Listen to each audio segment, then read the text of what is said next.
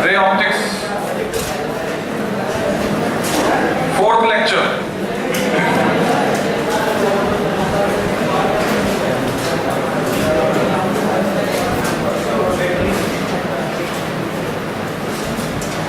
तो हम लोग रिफ्रैक्शन पढ़ रहे थे, रिफ्रैक्शन की एप्लीकेशंस पढ़नी हमको। रिफ्रैक्शन जो मेन फिनोमेना है उसके कारण और कौन कौन सी घटनाएं होती हैं उनके बारे में जानना है हमको। सवेरिंग एप्लीकेशंस ऑफ रिफ्रैक्शन,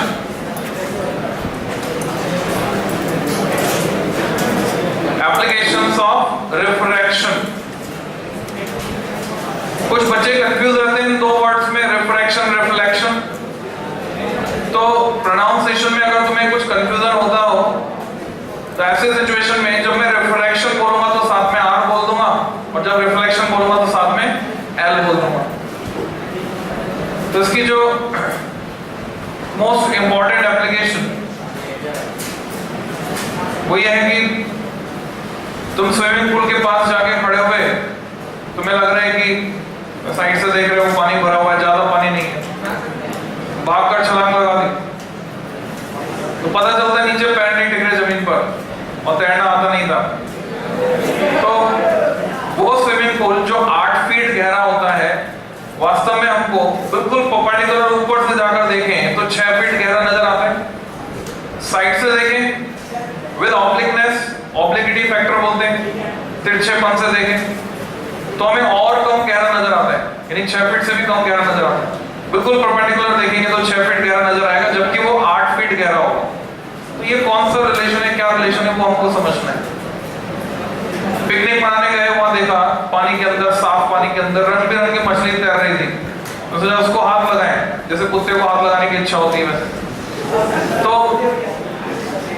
तुमने हाथ मारा पानी के अंदर, पर मछली वहां नहीं थी जहां दिख रही थी, एक्चुअल में वो और नीचे थी। तो ये कौन सा इफेक्ट है उसे हमें समझना है और उसकी मैथमेटिक्स को समझना है। तुम घर पे पतंग उड़ा रहे थे, एक एरोप्लेन वहां से गुजरा, तुम्हारा छोटा भाई जो पास में खड़ा था उसने बोला भैया थोड़ी और ढील देके इसको लपेट के ले आओ। एक्चुअल में एरोप्लेन अब दूर था तो वो छोटा दिखेगा एरोप्लेन। अब छोटा बच्चा कुछ भी बोल सकता है क्योंकि उसका दिमाग एकदम खुला हुआ होता है, कोई रेस्ट्रिक्शंस नहीं है, कुछ भी सोच सकता है वो। तो वो एरोप्लेन जितनी ऊंचाई पर उड़ रहा था, एक्चुअल में उससे ज्यादा ऊंचा दिख रहा था। जहां उड़ रहा होता है उससे ज्यादा ऊंचा दिखता है, होता नीचे है। तो ये सब कैसे रिलेशन है, कैसे पता करते हैं, इस पे कंसेप्चुअल क्वेश्चन कैसे सॉल्व करते हैं, वो सब हम डिस्कस करने वाले हैं। तो आर्टिकल है एक्सप्रेशन फॉर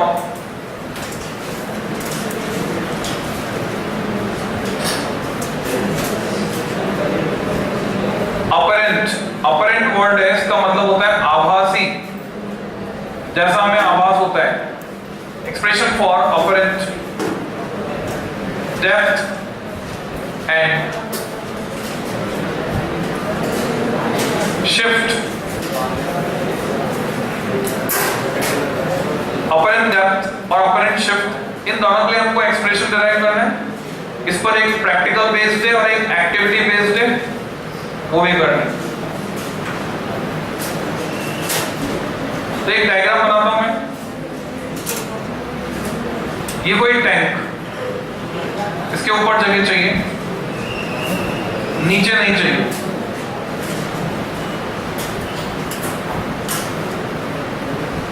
इस टैंक में कोई लिक्विड फिल्ड है। अरे क्या होता है, मैं इधर मुंह करता हूं तो इधर आवाज आना चालू हो जाती है। पढ़ाऊं कि नहीं पढ़ाऊं? इतना क्या एक्सपीरियंस शेयर करना है तुमको, बाहर जाके कर लेना एक्सपीरियंस जितना भी शेयर। रिफ्रैक्टिव इंडेक्स n, इसकी डेप्थ साथ में बनाना, इंतजार मत करो, बनाते चलो। टी डेप्थ तक एन रिफ्रैक्टिव इंडेक्स का लिक्विड इसमें भरा है। इमेजिन करो इसके पैदे पर कोई ऑब्जेक्ट रखा है, ये कोई सिक्का हो सकता है, कोई लाइट बल्ब हो सकता है। Here is the object O। O के ठीक ऊपर जो पॉइंट है उसका नाम है C। पर इस ऑब्जेक्ट O को हम देख रहे हैं साइड से देख रहे हैं, तो हमारे आंखों तक जो रेज पहुंच रही है वो ये वाली है। ये ऑब्जेक्ट O से रे आई, मैं इस पॉइंट को नाम देता हूं A पर मैं एक नॉर्मल खींचता हूं, N is normal at point A। क्योंकि रे डेंसर टू रेयर मीडियम जा रही है, ये जो N रिफ्रैक्टिव इंडेक्स है ये एयर के रिस्पेक्ट में इस मीडियम का, तो रे दूर हटेगी अवे फ्रॉम नॉर्मल, रे दूर हटती है, बैंड हो गई। This is angle of incidence I and here is angle of refraction R। Observer की आंख यहां पर है।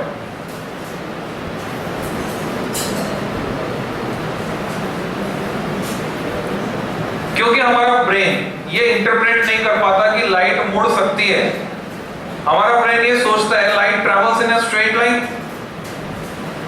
तो हमारा दिमाग इंटरप्रेट करके देता है कि ये जो रोशनी है या ये जो ऑब्जेक्ट है ये एक्चुअल में कहां पर है, पॉइंट I पर है। स्ट्रेट लाइट आ रही है या स्ट्रेट रे आ रही है, तो इतना उठा हुआ दिखेगा वो, तो OI जो डिस्टेंस है उसको तो मैं बोलूंगा शिफ्ट, उसके लिए एक्सप्रेशन कैलकुलेट करूंगा। और ये कितना गहराई पर नजर आएगा, CI, इसको बोलूंगा apparent depth.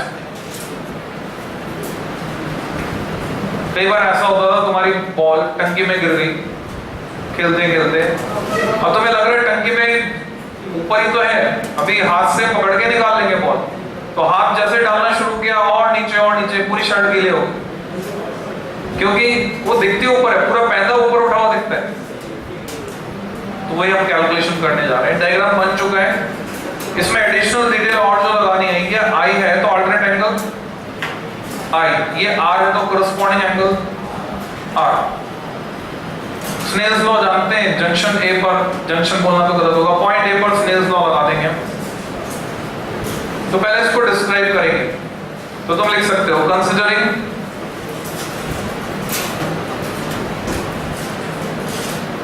a tank filled with, considering a tank filled with a liquid of refractive index, a liquid of RI, short form use कर सकते हो, liquid of RI यानी refractive index N, up to depth T, up to depth T as shown. An object O lies, LIES, lies at the bottom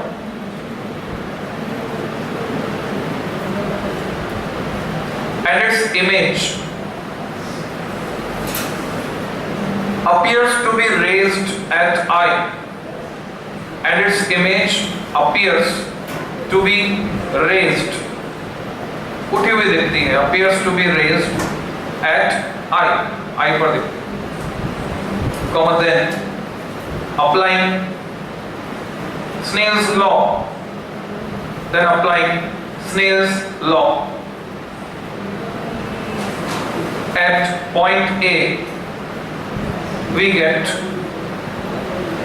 point A पर Snell's law लगाओ, दिमाग लगाओ थोड़ा सा, फिर सोचकर एक्सप्रेशन लिखो।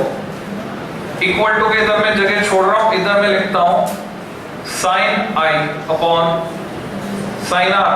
तुम्हें बताना है लेफ्ट हैंड साइड में n लिखो या 1/n लिखो। The correct answer is 1/n, because n तो इसका रिफ्रैक्टिव इंडेक्स है एयर के रिस्पेक्ट में, उल्टी बात करें एयर का रिफ्रैक्टिव इंडेक्स इसके रिस्पेक्ट में होगा 1/n, प्रिंसिपल ऑफ रिवर्सिबिलिटी में लगा। So 1/n is sin I by sin R। Next step, sine I की वैल्यू में लिख सकता हूं, यहां से मुझे दिख रहे हैं sine I is perpendicular CA upon hypotenuse OA, CA divided by OA and sine R, ये वाला triangle CA upon IA perpendicular upon hypotenuse. CA get cancelled, so what we get? IA upon OA.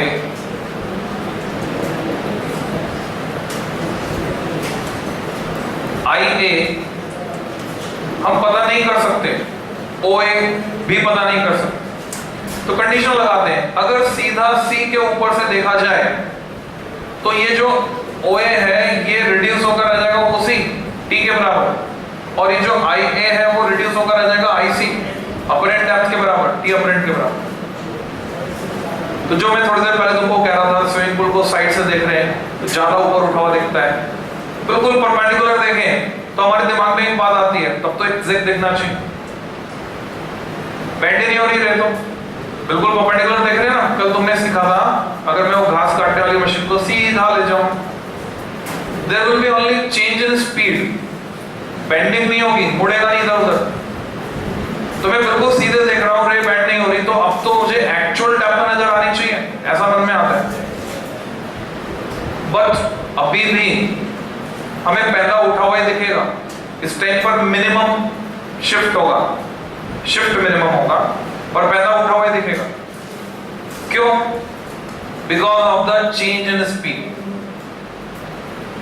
मैं जब देख रहा हूं तो मैं compare कर रहा हूं साइड से और यहां से, तुम बोलो समुद्र के बीच में चले जाओ, वहां देखो, वहां तो कंपेयर करने के लिए कुछ नहीं, तो भी जहां पर पानी होगा तुम इसको और सोचना, अकेले में बैठकर सोचना, तो तुम्हें पता चलेगा पानी में स्पीड कम हो जाने की वजह से तुम्हें वो ऊपर उठा हुआ दिखेगा पहले।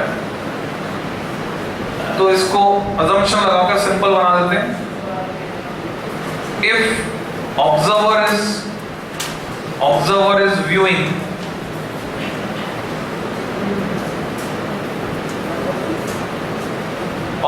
is viewing directly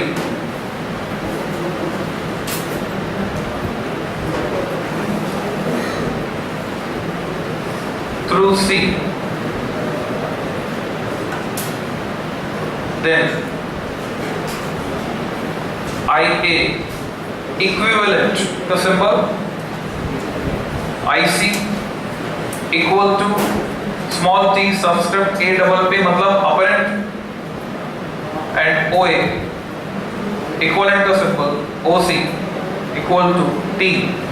T को हम T actual भी लिख सकते हैं, actual depth और T, तो फॉर्मूला मिल गया हमको 10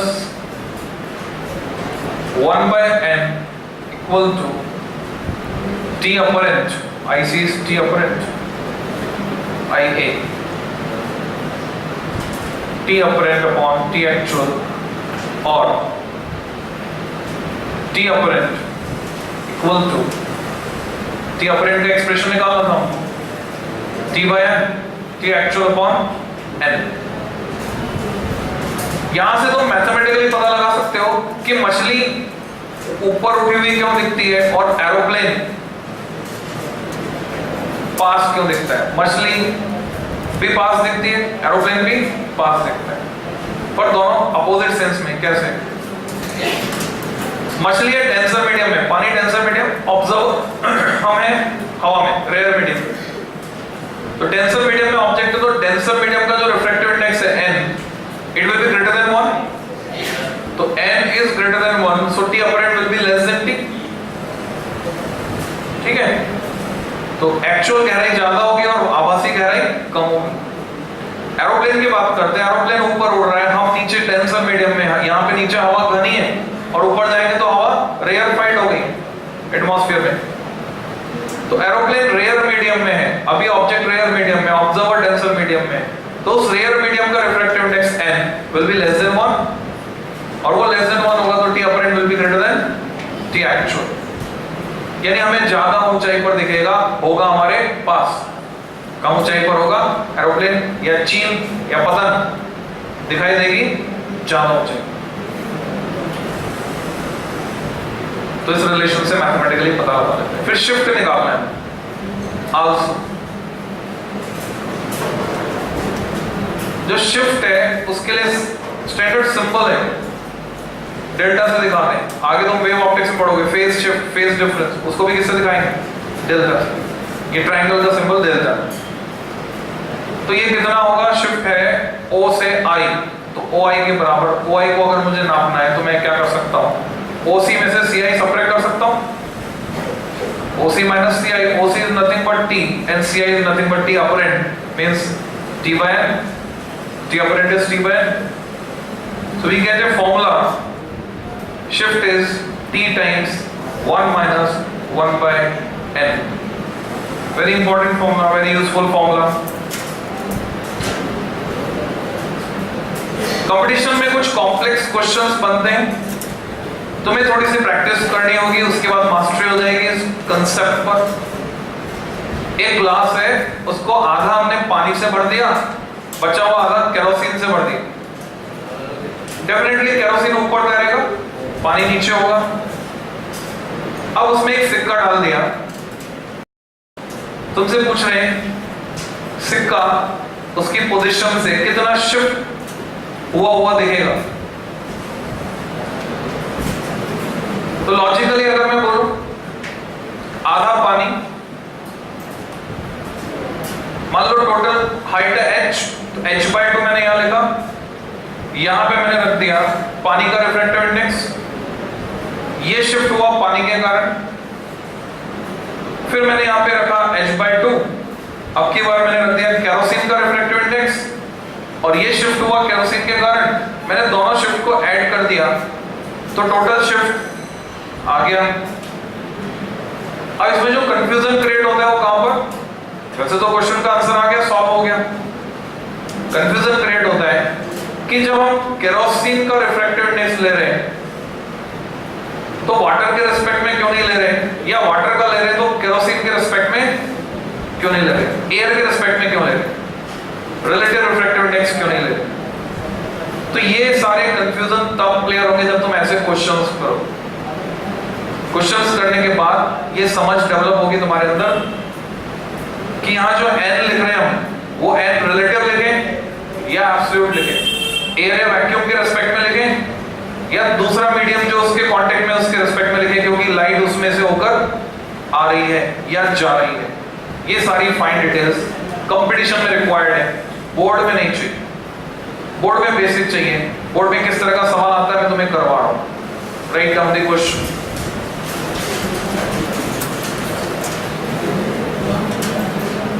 a microscope is focused. Microscope को फोकस करना पड़ता है डिस्टेंस एडजस्ट करके। उसमें एक अरेंजमेंट होता है, उसको कहते हैं rack and pinion arrangement. Rack होता है छोटा गियर, पिनियन होता है उल्टा बोल दिया, रैक होता है बड़ा गियर और पिनियन होता है छोटा गियर। वेरीफाई करना है इस फैक्ट को। तो एक चक्के को, गोल चक्री को घुमाते हैं, उससे ट्यूब मूव करती है ऊपर या नीचे, इसको कहते हैं रैक एंड पिनियन अरेंजमेंट। तो उससे हम फोकस करते हैं।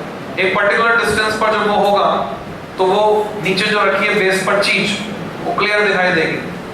तो प्रैक्टिकल करना है इससे रिलेटेड तुमको फिजिक्स लैब में जाके, वहां ट्रैवलिंग माइक्रोस्कोप अवेलेबल है, उसमें तुम फोकस करना सीखो। तो क्वेश्चन को कंप्लीट करते तुमने लिखा है microscope is focused on an ink spot. शाही का एक धब्बा है, ऑन एन इंक स्पॉट, तो फोकस्ड है, full stop. Now we placed a beaker filled with water। पानी से भरा हुआ बीकर लाकर उस शाही के धब्बे पर रख दिया। Now we placed a beaker filled with water up to height h, ऊंचाई h तक भरा है पानी, up to height h, on this spot।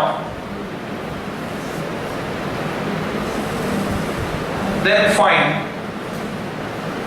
find by how much distance we have to shift. By how much distance we have to shift the objective lens of microscope.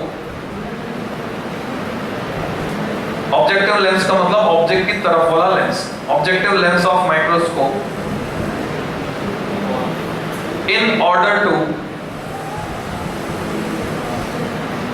focus again.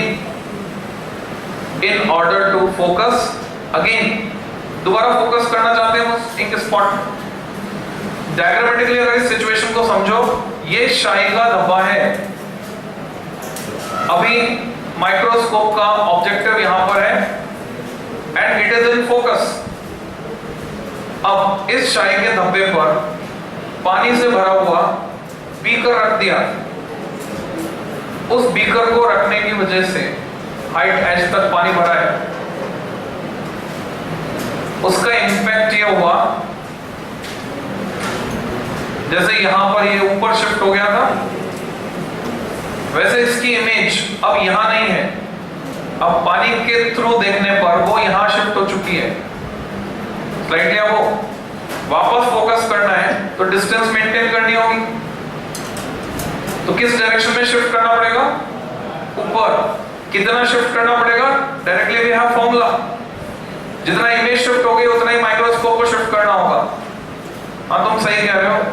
h/4 t की जगह मैंने लिखा h 1 minus. तुम्हें पता है water का refractive index होता है 4/3, तो मैंने लिखा 4/3. रेसिप्रोकल होकर बनेगा 3/4. दुश्मन का दुश्मन दोस्त. So 1 minus 3/4 is 1/4. We get h/4. इतने अमाउंट से शिफ्ट करना. कोई बात जो नहीं समझ में आई हो, डाउट है, पूछ लो.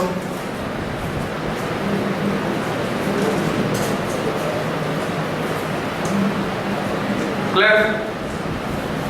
तो मैं तुम्हें प्रैक्टिकल एक्सप्लेन कर रहा हूं जो फिजिक्स लैब में जाकर तुमको परफॉर्म करना है. एक प्रैक्टिकल है, परफॉर्म करना है फिजिक्स लैब में जाकर. ट्रैवलिंग माइक्रोस्कोप पर बेस्ड है. ट्रैवलिंग माइक्रोस्कोप एक इंस्ट्रूमेंट होता है जिसमें 2 वर्नियर कैलिपर स्केल्स होते हैं. एक हॉरिजॉन्टल मूवमेंट को रिकॉर्ड करता है कि तुमने हॉरिजॉन्टली कितना खिसकाया उसके सेटअप को, और एक वर्टिकल मूवमेंट को रिकॉर्ड करता है जिसका लीस्ट काउंट बहुत ही कम होता है. तो सबसे पहली बात तो तुम्हें वर्नियर कैलिपर से रीडिंग निकालना आना चाहिए उस प्रैक्टिकल को परफॉर्म करने के लिए. इंजीनियरिंग कॉलेज में भी जाओगे तो वहां ऐसे बहुत से इंस्ट्रूमेंट्स हैं जिसमें वर्नियर कैलिपर लगा हुआ है, तो उससे रीडिंग निकालना आना जरूरी है. अगर अभी तक नहीं सीखा कोई बात नहीं, आप सीख लेना, अभी भी मौका है. जब तक तुम कोटा में हो, एलन में हो, फिजिक्स लैब में हम लोग तुम्हें सिखाने के लिए तैयार हैं. तो वर्नियर कैलिपर सीख सकते हो. वर्नियर कैलिपर अगर आता है तो अब रीडिंग निकालना आना चाहिए.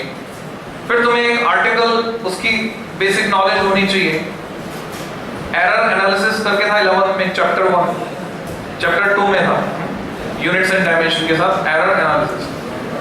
सिग्निफिकेंट फिगर्स क्या होती हैं, एक्यूरेसी क्या है, प्रिसिजन क्या है, हाउ दे आर रिलेटेड. अगर नहीं पढ़ा है अभी तक तो कोई बात नहीं, आप पढ़ा देंगे, लास्ट में तुम्हें शायद पढ़ाएंगे, तो तब तुम सीख लोगे. तुम्हारे पास जो ऑर्डिनरी स्केल है उसमें सबसे छोटा डिवीजन है 1 मिलीमीटर मार्किंग जो है, तो उसका लीस्ट काउंट है 1 मिलीमीटर. 1 मिलीमीटर प्रिसीजन के साथ नाप सकते हो, एक्यूरेसी नहीं बोलेंगे, बोलेंगे 1 मिलीमीटर प्रिसीजन के साथ नाप सकते हो. Precision is different from accuracy, ये सीखोगे आप. जो वर्नियर कैलिपर है उसमें ट्रैवलिंग माइक्रोस्कोप में वो नाप सकता है डेसिमल के बाद 2 प्लेस तक 0.01 मिलीमीटर प्रिसीजन के साथ. तो प्रिसीजन किस में ज्यादा हुआ, बोलेंगे डेसिमल के बाद 2 प्लेस तक नाप पा रहा है, तो ऑप्टिकली जब हम मेजर कर रहे हैं उसमें प्रिसीजन ज्यादा. नापना क्या है, हेडिंग लगाओ, प्रैक्टिकल लाइन खींच दो जहां तक किया. दिस आर्टिकल इज ओवर, ये तुमने सीख लिया. लाइन खींचकर सब हेडिंग प्रैक्टिकल, प्रैक्टिकल में डैश लगा के ऑब्जेक्ट, ऑब्जेक्ट में डैश लगा के टू फाइंड RI क्या होता है? हाँ, to find refractive index of material of given glass slab, material of given glass slab using traveling microscope, dash लगा दो। देखो ग्लास में दो तरह का मटेरियल होता है, एक होता है ग्राउंड ग्लास और एक होता है फ्लिंट ग्लास। एनसीईआरटी में ढूंढोगे तो टेबल मिलेगी। ग्राउंड ग्लास की ऑप्टिकल डेंसिटी फ्लिंट ग्लास से कम होती है, जिसकी वजह से ग्राउंड ग्लास का रिफ्रैक्टिव इंडेक्स अराउंड 1.52 होता है। यानी ये प्रैक्टिकल करके जब तुम रिजल्ट निकालोगे तो तुम्हारा रिजल्ट क्या आना चाहिए? अराउंड 1.5 इसके आसपास। और जो फ्लिंट ग्लास होता है उसके लिए होता है 1.62। साथ साथ तुम्हें और भी जानकारी मिलेगी जब वो टेबल तुम देखोगे कि जो एयर है, हम एयर और वैक्यूम को एक सा मान लेते हैं, बट एयर का रिफ्रैक्टिव इंडेक्स वैक्यूम के रिस्पेक्ट में थोड़ा सा ज्यादा होता है, 1.00029। ठीक है, थोड़ा सा ज्यादा होता है। और वैक्यूम का खुद के रिस्पेक्ट में प्रॉपर सिग्निफिकेंट फिगर्स में एक्सप्रेस कर दो, बोलते 1.000 बस 0 सिग्निफिकेंट 1 होता है। तो जब तुम सिग्निफिकेंट फिगर्स का कांसेप्ट पढ़ लोगे तब तुम्हें समझ में आएगा कि 1 is different from 1.0 and 1.0 is different from 1.00. These are different. How they are different वो समझ में आएगा सिग्निफिकेंट फिगर्स पढ़ेंगे। तो इस प्रैक्टिकल में क्या करना है वो सीखो। ट्रैवलिंग माइक्रोस्कोप है, उससे तुम्हें 3 रीडिंग निकालनी है वर्नियर कैलिपर को पढ़ के। उसका जो बेस है व्हाइट कलर का बेस है, उस पे एक शाई का धब्बा बना दिया हमने, दिस इज इंक स्पॉट। हम पहले रीडिंग निकालने में चालाकी करते हैं। चालाकी है कि पहले से स्केल को एडजस्ट कर देते, रीडिंग को पढ़ना नहीं पड़े, मैच करा देते डिविजन्स को। अगर 0 पर एडजस्ट करवा पा रहे तो 0 रीडिंग कर देते, रीडिंग को 0 कर देते, यानी वर्नियर स्केल का 0 और मेन स्केल का 0 कोइंसाइड करा देते, तो रीडिंग बन जाती है 0। नहीं कर पाते तो 1 या 2 से कोइंसाइड करा देते, रीडिंग बन जाती है 1 mm। तो लिखेंगे क्या उसको? 1.00 mm, क्योंकि डेसिमल के बाद 2 प्लेस तक नाप पा रहे। 2 से कोइंसाइड करा दिया तो लिखेंगे 2.00 mm। तो पहले हमने रीडिंग सेट कर दी। रीडिंग सेट करने के बाद वो जो रैक एंड पिनियन अरेंजमेंट में क्या होता है, जैसे ट्यूब मूव करती है पर उससे स्केल मूव नहीं करता, उसको बस एक बार यूज करना होता है पूरे एक्सपेरिमेंट में। तो फर्स्ट टाइम हम रैक एंड पिनियन से फोकस कर लेंगे, डिस्टेंस को एडजस्ट करके। इस टाइम पर स्केल में कोई मूवमेंट नहीं आएगा, नहीं रीडिंग वही रहेगी जो तुमने पढ़ ली। ये फोकस हो गया, इसको बोलेंगे R1 पहली रीडिंग, जो प्री प्लान मैनिपुलेटेड तुमने पहले से तय कर ली। अब तुम क्या करोगे, इस शाई के धब्बे के ऊपर ग्लास स्लैब रख दोगे। ग्लास स्लैब जैसे ही रखी ये ऊपर उठा हुआ नजर आएगा। ग्लास स्लैब के मटेरियल का कुछ रिफ्रैक्टिव इंडेक्स है सपोज है, उसकी वजह से ये शिफ्ट हो जाएगा। माना कि इसकी नई पोजीशन है ये, तो अब अगर तुम वापस फोकस पे लाना चाहते हो, वापस को क्लियर देखना चाहते हो, तो नेचुरल है माइक्रोस्कोप को ऊपर लेना पड़ेगा। अब तुम्हें रैक एंड पिनियन से नहीं खिसकाना है, अब किससे खिसकाओगे? दूसरा एक अरेंजमेंट है ऊपर, फाइन एडजस्टमेंट स्क्रू भी है, और ज्यादा खिसकाना है तो एक स्क्रू को लूज करके पूरा बेस खिसकता है, मतलब पूरा वो ग्लाइड करता है, गाइड वेज है उस पे ग्लाइड करता है। तो खिसकाओगे इतना कि फिर से फोकस में आ जाए, और जब अभी खिसकाओगे इसको तो रीडिंग चेंज होगी वर्नियर कैलिपर। तो तुमने इसको ऊपर किया इतना कि वापस से फोकस में आ गया, तुमने फिर से रीडिंग ले ली वर्नियर कैलिपर की, and this reading is R2। अब हमें इसके टॉप फेस की रीडिंग और चाहिए। रीजन, मुझे n निकालना है। n होता है, पहले निकाला मैंने, n होगा ये हो रहा है, n होएगा t अपॉन t अपरेंट। तो मुझे एक्चुअल डेप्थ चाहिए, यानी ये विड्थ, और कौन से चाहिए? टॉप फेस से रीडिंग। अपरेंट डेप्थ चाहिए और एक्चुअल डेप्थ चाहिए, एन निकालने के लिए। तो टॉप फेस की रीडिंग निकालने के लिए मैं ऑर्डिनरी स्केल अगर इस्तेमाल करता हूं, सीधे स्केल से इसको नाप लेता हूं इसकी मोटाई को, तो प्रॉब्लम क्या है, प्रिसीजन कम हो जाएगा मेजरमेंट में, क्योंकि वो स्केल 1 मिलीमीटर तक नाप पाएगा। जबकि अगर मैं उस मोटाई को इसी माइक्रोस्कोप से नापता हूं तो मुझे प्रिसीजन ज्यादा मिलेगा, ये प्रेफरेबल है। तो उसको नापने का तरीका हम क्या निकालते हैं, या तो तुम अपना फिंगरप्रिंट छोड़ दो इस पे, ग्लास स्लैब अगर बिल्कुल साफ है, सर में उंगली घुमाई उस पे लगाओ, तेल की छाप आ जाएगी इसमें। या फिर जैसे तुम कहीं पे देखते हो ऐसे हाथ फेरा धूल आ जाती, ऐसी कोई बारीक धूल कहीं से उठाकर उस पर टैप टैप कर दो, उस पर रह जाएगी, छूट जाएगी। तुम जहां पर भी जाओगे तुम्हें ऑफर किया जाएगा चौक का पाउडर, बोलेंगे लो चौक का पाउडर, और थोक में वो रख देंगे लोग, मोटे मोटे दाने। तुम सोच के देखो एक्यूरेसी कम हो जाएगी कि बढ़ेगी? मोटे दाने पर फोकस करोगे तो वो खुद ही ऊपर हो गया उससे, ठीक है? तो होशियारी करनी है अगर तुम एक्यूरेसी ज्यादा चाहते हो ऑब्जर्वेशन में। तो हल्के से टैप किया धूल के बारीक पार्टिकल्स को, वो देखने पर दिखेंगे यहाँ पे, है ना, यहाँ इससे दिखेंगे। दोबारा से फोकस करोगे, अब की बार तुमने इन पार्टिकल्स पर फोकस किया तो तुमको टॉप फेस की पोजीशन मिल गई, उसकी रीडिंग मिल गई। Suppose this is earth, so how much is n? N is simply actual depth is r3 minus r1 upon apparent depth is r3 minus r2। Practical की book में यहाँ गड़बड़ मिलेगी फॉर्मूले में, ठीक है? वो छपा, एक बार छप गया, छपता आ रहा है कई सालों से, किसी को परवाह नहीं उसको सही करने की। तो नहीं, तुमने सीख लिया, मेरा उद्देश्य पूरा हो गया। तो this is the formula you have to use।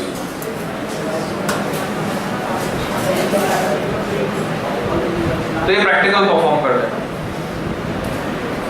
इसमें एक कंसेप्चुअल क्वेश्चन है, सोचकर जवाब देना है तुमको। तुम जानते हो n रिफ्रैक्टिव इंडेक्स रेड के लिए कम होता है, वायलेट के लिए ज्यादा होता है। लास्ट क्लास में हमने अच्छे से डिस्कस किया। तो अगर इस कांच की स्लैब के नीचे मैं एक बनाता हूं रेड स्पॉट और एक बनाता हूं ब्लू स्पॉट, कौन सा धब्बा ज्यादा ऊपर उठा हुआ दिखेगा?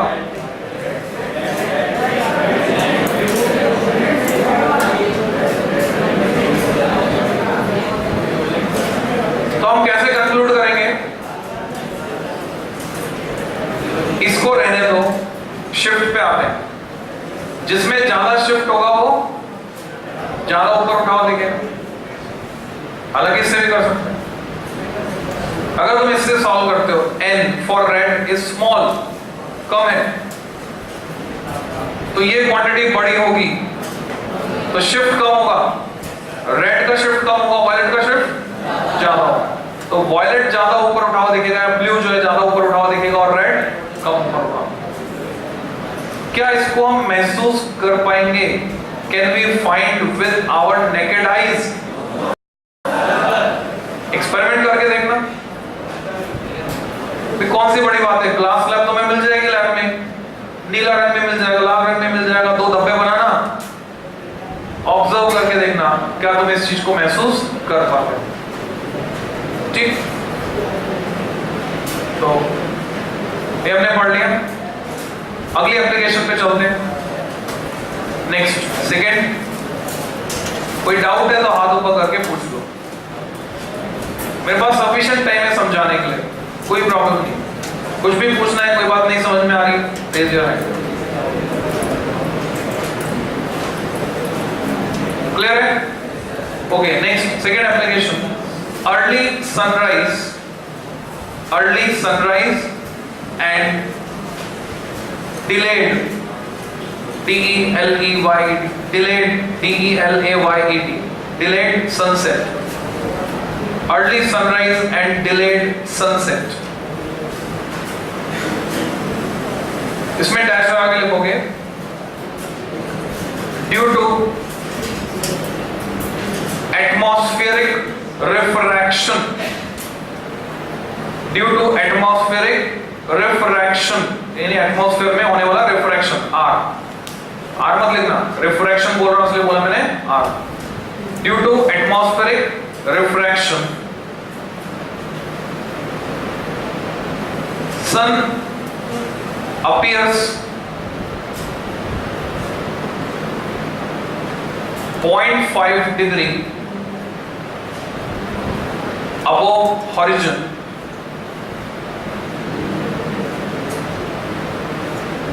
ब्रैकेट में लिखो 2 minutes before sunrise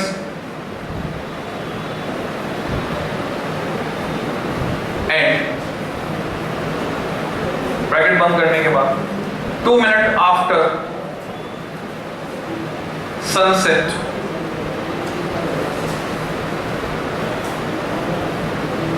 तो थोड़ा सा मॉडिफिकेशन करना पड़ेगा। 0.5 डिग्री वाली जो डिटेल उसको ब्रैकेट में कर दो, बाकी वो मेन कर दो।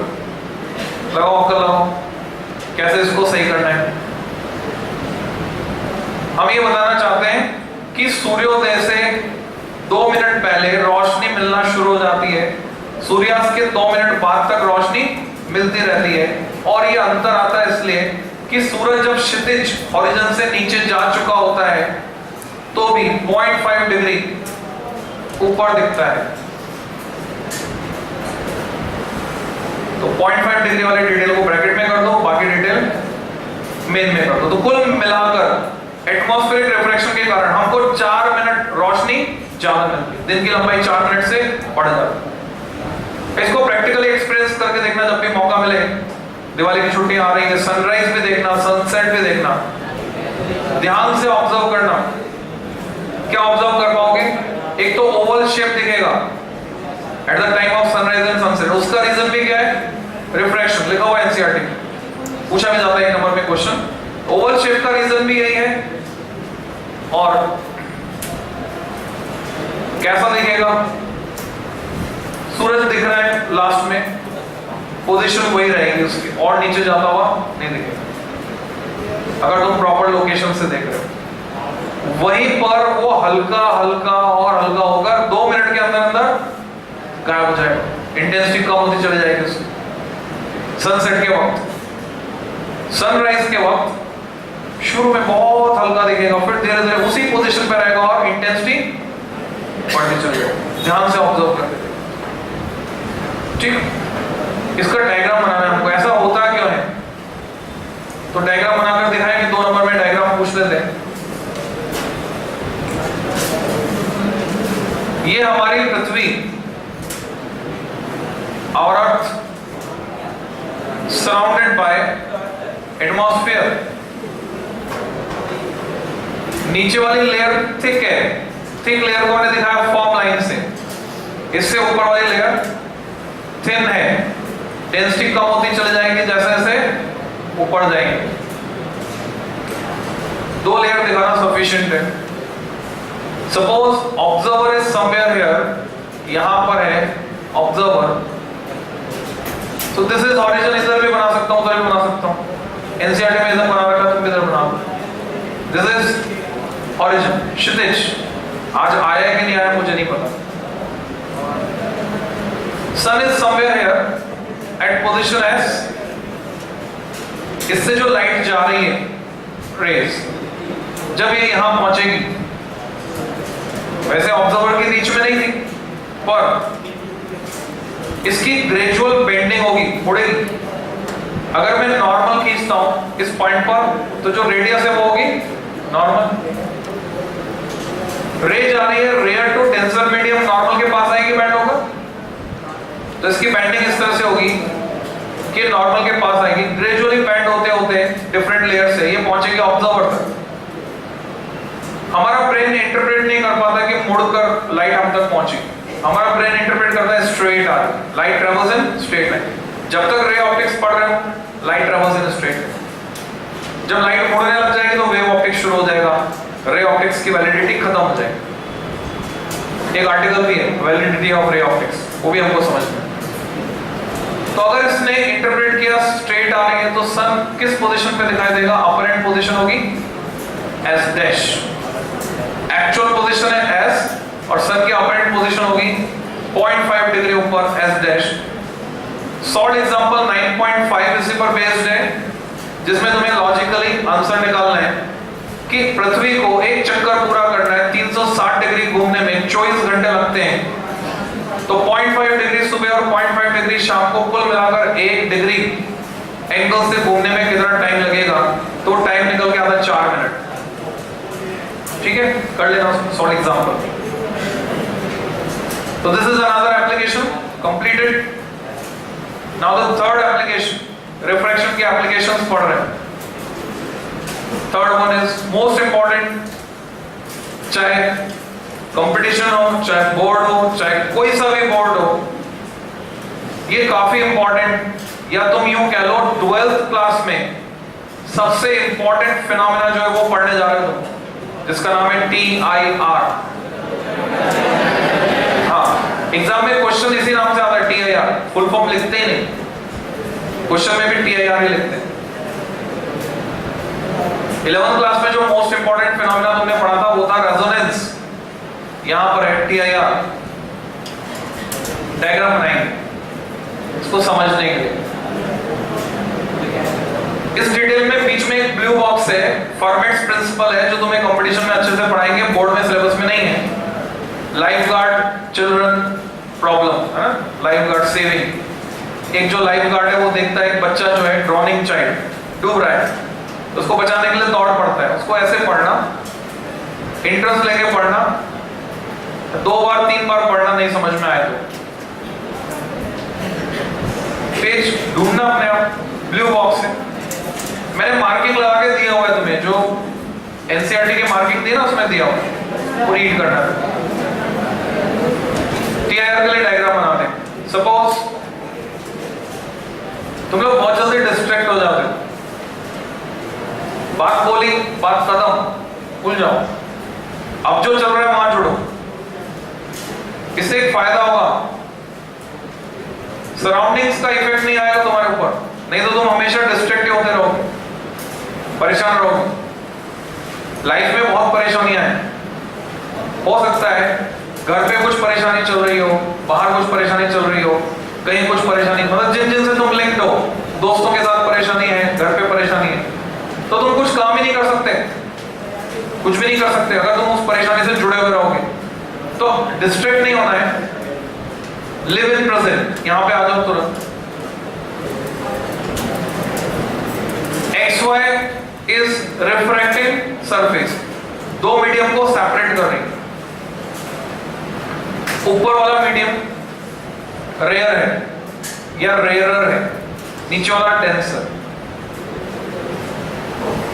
सपोज यहां एक बल्ब जल रहा है, इट में भी बल्ब, और हम इसको साउंड वेव के लिए भी समझ सकते हैं, इट में भी स्पीकर, साउंड वेव के लिए समझ सकते हैं।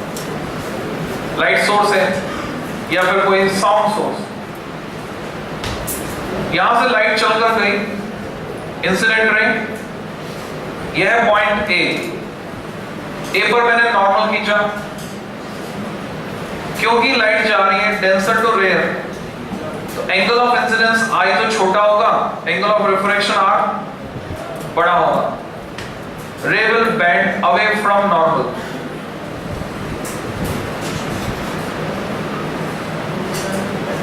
Given pair of media, medium का plural media, given pair of media के लिए रिफ्रैक्टिव इंडेक्स कांस्टेंट है। स्नेल्स लॉ से अगर देखो n इज कांस्टेंट, n होता है sin i by sin r। अगर मैं एंगल i को और बढ़ा दूं, और इंक्लिनेशन, ज्यादा इंक्लिनेशन वाली रे, तो r को भी बढ़ना पड़ेगा। रीजन n कांस्टेंट है, अगर i बढ़ेगा तो r भी बढ़ेगा। I बढ़ गया, now it becomes I dash greater than I।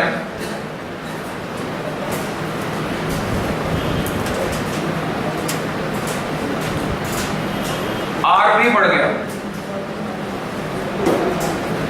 R dash। साथ साथ में एक सिचुएशन पे और गौर करो, मान लो ये जो है ये तुम्हारा मोबाइल फोन है, तुमने क्या किया, उस मोबाइल फोन को थैली में अच्छे से पैक किया, पानी की बाल्टी में डाल दो। अब तुम इसमें घंटी बजाते हो, दूसरे मोबाइल से रिंग किया, क्या उतनी ही तेज आवाज आएगी जितनी बाहर आती थी? रीजन बिहाइंड, कुछ साउंड रिफ्लेक्ट होकर यहां से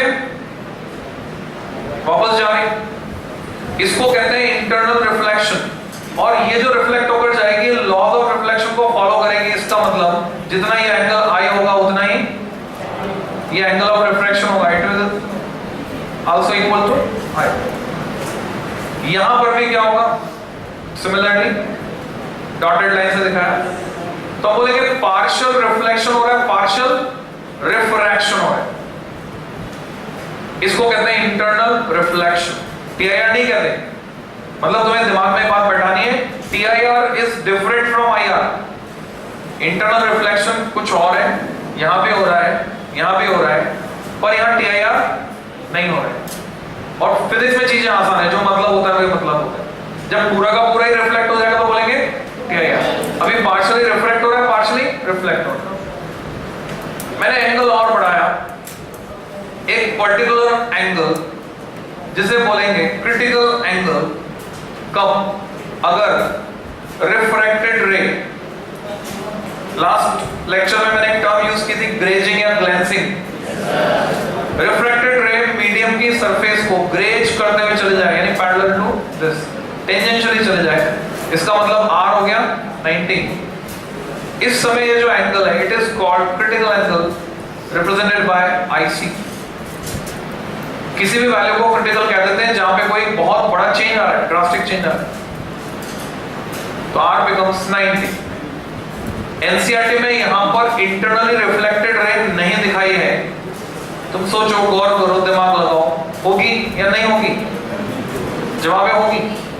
Here also internal reflection will take place, there will be an internally reflected ray। Dotted line से दिखा सकते। क्या टीआईआर हो गया?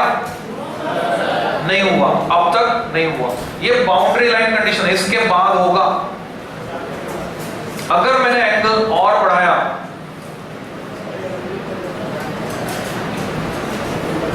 No, I greater than IC,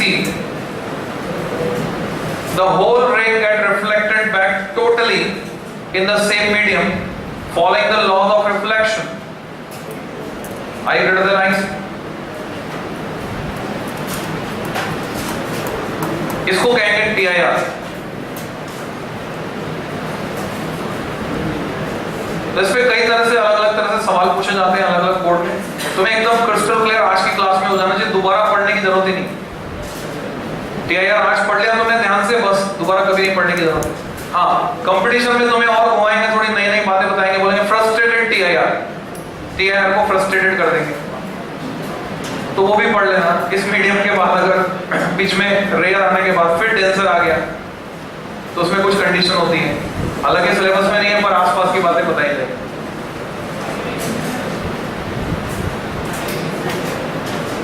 हाँ, आई डिफरेंट है, अगर तुम्हें कंफ्यूजन लगता है तुम आई डबल डैश कर दो, आई डबल डैश। तो लैंग्वेज में तुम लिख सकते हो, ओके, बना लो आराम से। तब तक एक बात समझो, साउंड को लेकर हम और एक्सप्लोर करते हैं। जो एक्सपेरिमेंट तुमने मोबाइल के साथ किया था बाल्टी में, वो एक्सपेरिमेंट अब नदी या तालाब पे चले जाओ, मोबाइल ले जाओ, मछली पकड़ने वाली लंबी रॉड ले जाओ, मोबाइल को उसमें फंसाओ और तालाब में डिप करो, अब घंटी बजाओ। एक सर्टेन डिस्टेंस तक तो तुम्हें आवाज आएगी, यहां तक तो तुमको आवाज आएगी, इसके बाद आवाज नहीं आएगी, क्योंकि साउंड जो है अंदर चले जाएगी। इसी तरह से अगर कोई गोताखोर, मतलब सारे क्वेश्चन में कवर कर रहा हूं, गोताखोर यहां से बाहर देख रहा है, डाइवर यहां तक पहुंच गया, यहां उसकी आंख है इतना नीचे, यहां से बाहर देख रहा है पानी के अंदर से बाहर, तो इस पॉइंट से लेकर यहां तक के पॉइंट को तुम मान लो रेडियस, इस रेडियस के सर्कुलर पैच में उसको रोशनी दिखेगी, बाकी सब अंधेरा। और अगर कोई बाहर से देख रहा है और ये है बल्ब, तो बाहर से देखने वाले को एक सर्कुलर पैच में बल्ब की रोशनी दिखेगी, बाकी जगह अंधेरा, बिकॉज ऑफ TIR। हाँ कह सकते हैं, जो अंदर से देख रहा है उसके लिए field of view. Field of view broad sense में कह सकते हैं। बन गया? लेकिन डिस्क्राइब करते हैं थोड़ा सा। Considering light ray moving from point object O, इसको O मार्क कर दो, from point object O as shown from denser to rarer medium, as shown from denser to rarer medium. Full stop. It is clear from the figure that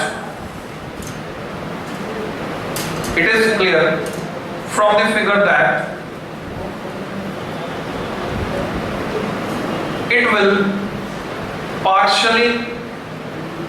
will partially reflect L. Partially reflect, L नहीं लिखना है, reflect की spelling में L आएगा, मतलब reflect क्या है? It will partially reflect, bracket में लिखोगे internal reflection, bracket close, and partially refract,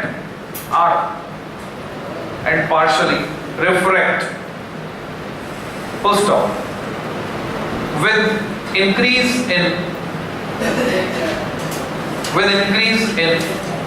angle of refraction, angle of incidence, with increase in angle of incidence, comma, angle of refraction also increases, angle of refraction R, angle of refraction also increases, and a condition reached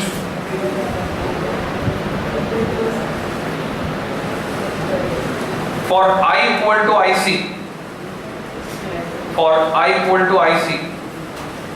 comma, small r equal to 90 degree,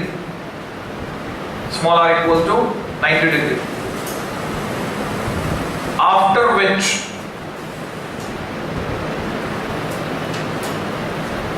ये जो लिखा ना तुमने for I equal to IC,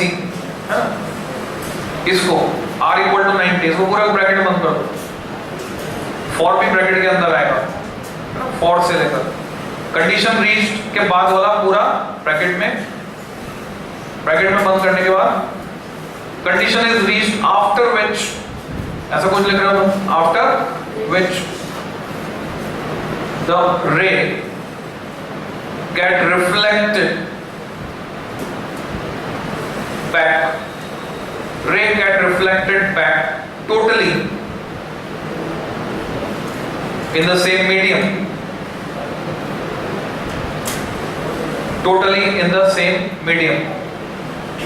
comma, it is called TIR. Full stop.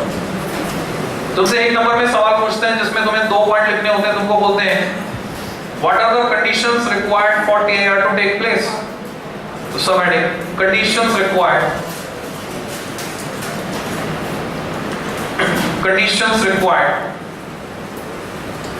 For TIR dash.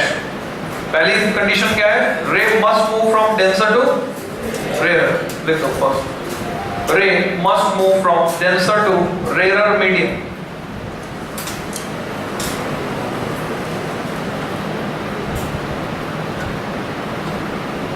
Second, I greater than IC. Angle of incidence should be greater than critical angle.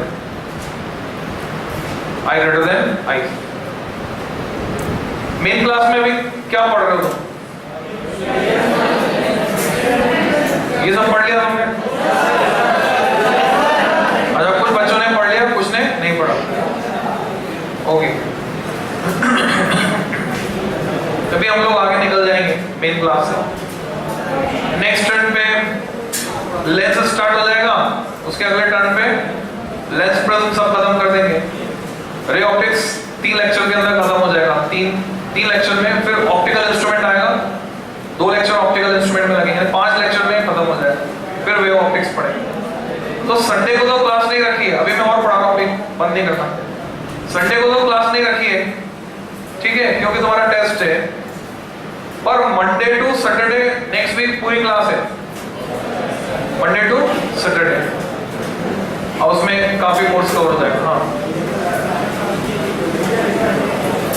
Sunday बहुत objection आ रहा है बच्चों का। हाँ, तुम तो चले जाओगे, पर जो यहाँ पर रहेंगे, हाँ, कितने लोग जा रहे हैं 20 तारीख से 22 तारीख के बीच में? वो हाथ ऊपर करें, 20 से 22 के बीच में। ओके, नीचे कर लो। 20 से पहले भी कोई जा रहा है क्या? कौन? ठीक है, लौटो, यहीं पे लौटो। डिस्ट्रैक्ट हो गए, वापस कनेक्ट हो जाओ। 2 नंबर में डेरिवेशन आता है, छोटा सा डेरिवेशन है। Relation between RI and IC, refractive index and critical angle. Relation between RI and IC, refractive index and critical angle. तुम बोलते हो डेरिवेशन मुश्किल लगता है, देखो डेरिवेशन में कितनी सिमेट्री है। अभी तक जितने भी डेरिवेशन कर रहे हैं एक ही लॉ से कर रहे हैं। कौन सा लॉ जानते हैं? Snell's law. लगा दो फिर, हो गया डायरेक्ट। ये पॉइंट B, ये पॉइंट C। लिखोगे applying Snell's law, applying Snell's law at point C in figure shown. Applying Snell's law at point C in figure shown, we get right hand side, मैं लिख रहा हूँ, left hand side खाली छोड़ रहा हूँ, तुम्हें दिमाग लगाना है। sin IC अपॉन sin 90, क्या लिखूं? अगर मैं कहता हूं कि इस मीडियम का रिफ्रैक्टिव इंडेक्स n है,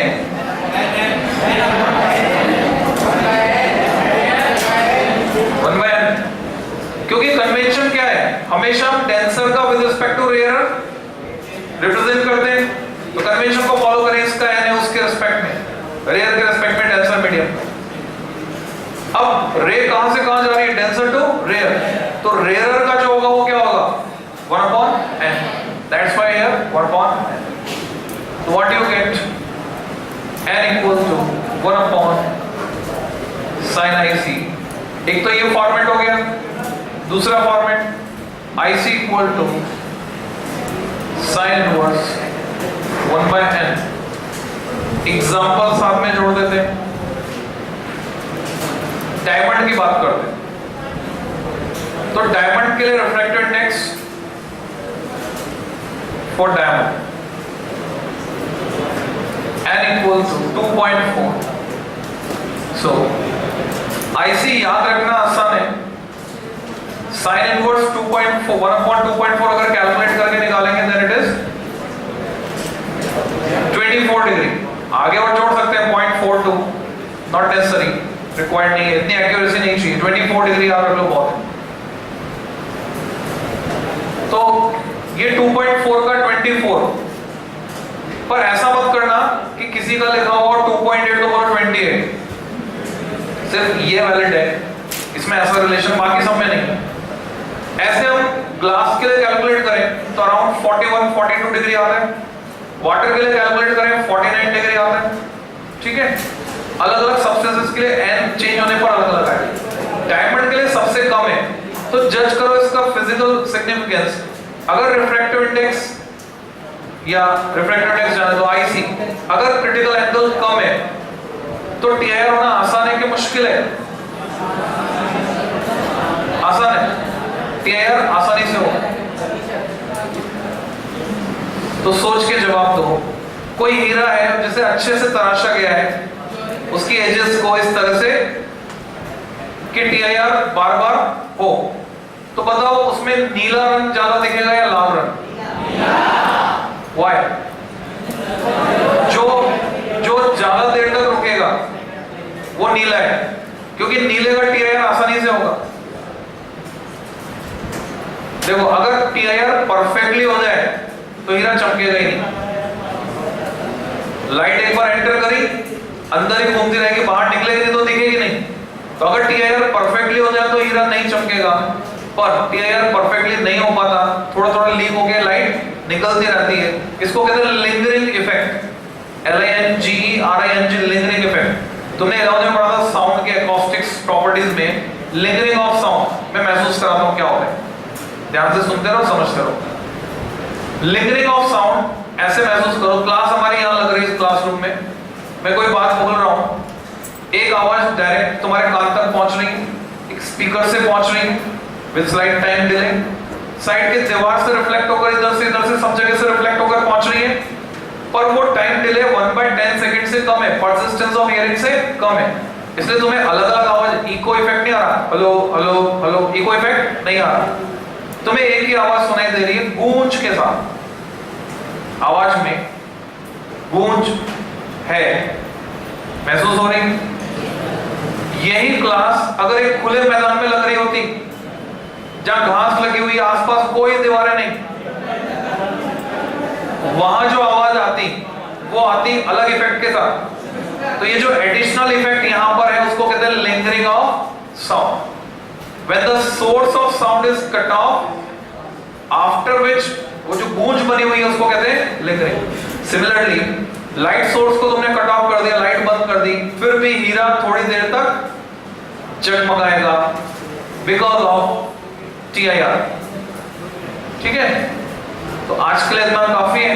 नेक्स्ट क्लास में कल भी पढ़ेंगे, कल भी चारों टाइम अवेलेबल है। पीछे उसको जिसको आता है कैमरा को बंद करो।